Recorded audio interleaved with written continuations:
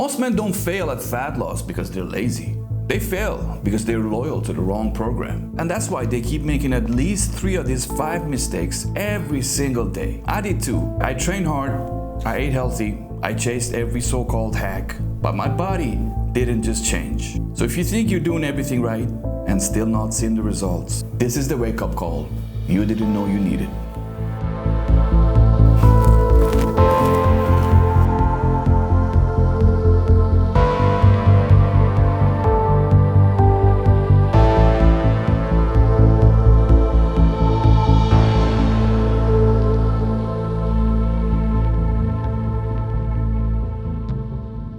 If I had $1 for every guy who told me, bro, I'm eating clean, but I'm not losing the weight, I probably have enough money to buy back all the healthy snacks that got him fat at the first place.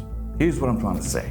When you switch from chips to nuts, from ice cream to Greek yogurt, from soda to kombucha, you start snacking in the name of healthy like it's charity work. 3 protein bars a day? But it's good protein, bro. Yeah, but that's like minimum 600 calories and all that artificial sugar. It's not good for you.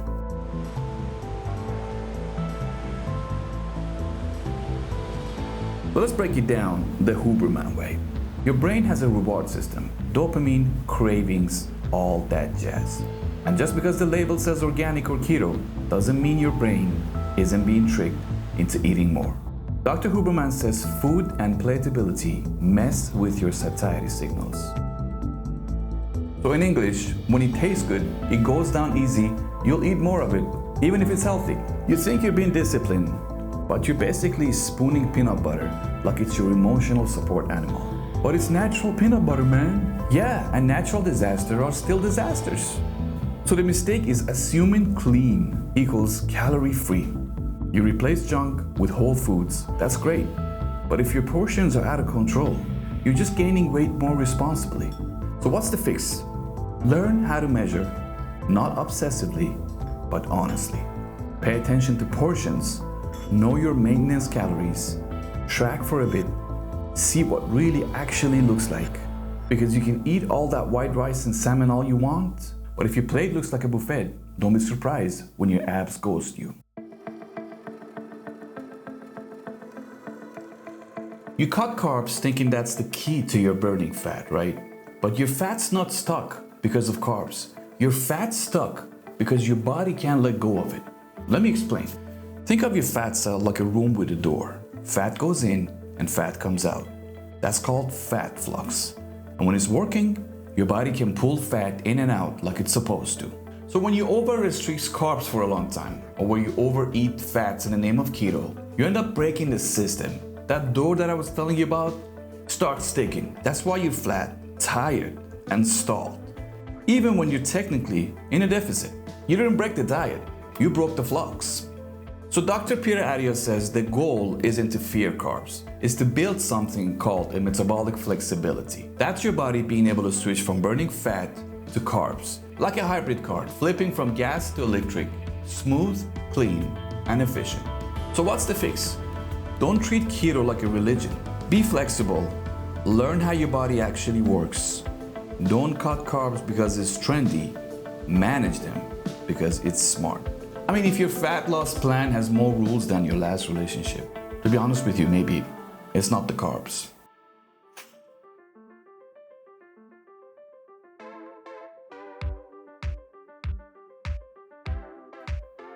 When you're training hard, you're not just chasing fat loss, you're protecting the muscle you work for.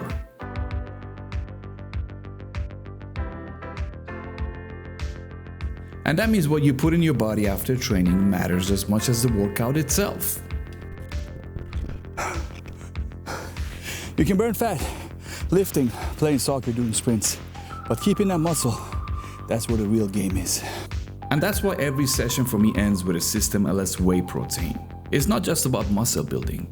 It helps to keep your metabolism fired up while you're cutting. So you lose fat, you build strength, but most importantly, you can recover. So you can do this again all over tomorrow.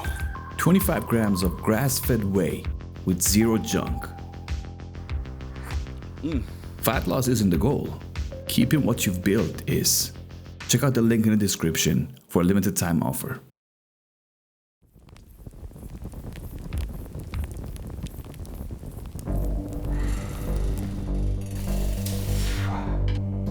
crushed it in the gym this morning, heavy squats, sweat everywhere, you walk around feeling like a warrior, then you sit on your ass for the next 10 hours like a Roman emperor post-battle. Here's the problem, you're moving like an athlete for about an hour, and then for the rest of the day, you're like a decorative houseplant. That's where NEAT comes in, non-exercise activity thermogenesis. It's a nerdy term for all the random movements you do when you're not training. Walking, fidgeting, doing dishes, pacing while you're on a call.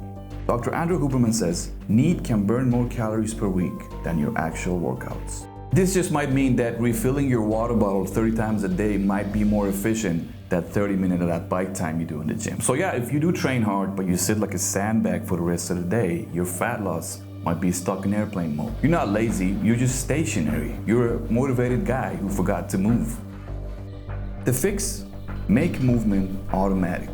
10,000 steps a day isn't magic, it's momentum. Hell, get a dog if you have to. Take the stairs, park further, pace during phone calls, walk between sets.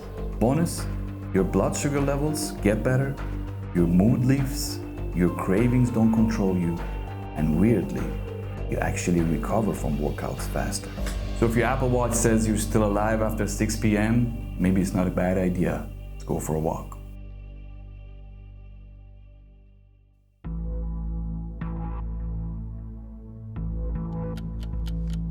So you've been intermittent fasting for about 18 hours a day. You know, you've been skipping breakfast more than a broke college student, and your abs are still MIA.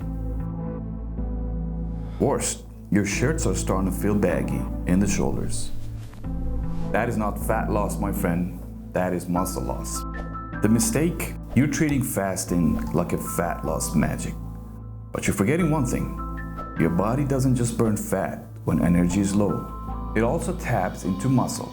You're not shredding, you're shrinking. Dr. Peter Attia breaks this down hard.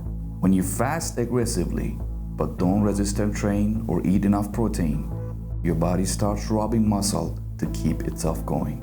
You're literally pulling fuel from the one thing that makes you look fit. And Huberman, he's like, sure, fast, but don't be a hero. If your protein's low and your training's off, fasting becomes muscle sabotage. Think about it, you're doing all this for fat loss, but your metabolism's like, okay, cool, I'll take your biceps first. So what is the fix? It's simple. Fast smart, not hard. You want to lose fat? Great, but protect your lean mass. Lift weights. Prioritize protein, especially during your eating window. You're not here to look skinny, right? You're here to look like the guy who did the work. Fast with a plan, fuel with purpose, because shrinking isn't the same as shredding.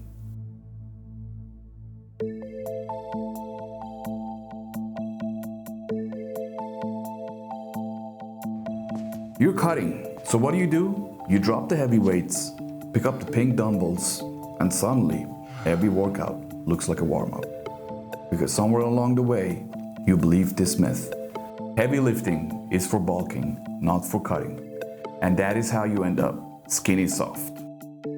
The truth is, when you're on a calorie deficit, your body isn't just burning fat, it's also deciding what's worth keeping. And if you're not sending the signal to keep the muscle, guess what gets tossed out first? Dr. Peter Attia and Paul Saldina both hammer this. When you train heavy, think squats, deadlifts, rows, presses. You're telling your body, hey, we still need the muscle, don't touch it. That is called mechanical tension, the number one driver of muscle retention during fat loss. But what most guys do on a cut, they switch up to high rep fluff workouts, chase the burn, and avoid the big lifts like it's leg day every day. Meanwhile, their strength drops and their size fades, and their mirror starts saying, congratulations, you lost fat and your dignity. The fix? Keep lifting heavy. You might not set PRs, but you fight to maintain strength.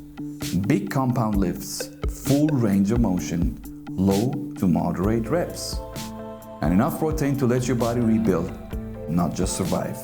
This is how you cut fat without cutting who you are. I think, in my opinion, almost anyone can lose weight if they wanted to, but it takes a plan. to keep the muscle there that gained you that respect, you know? And that is why exactly I stepped into something at 41 that I had no business being there, which was boxing after years of lifting.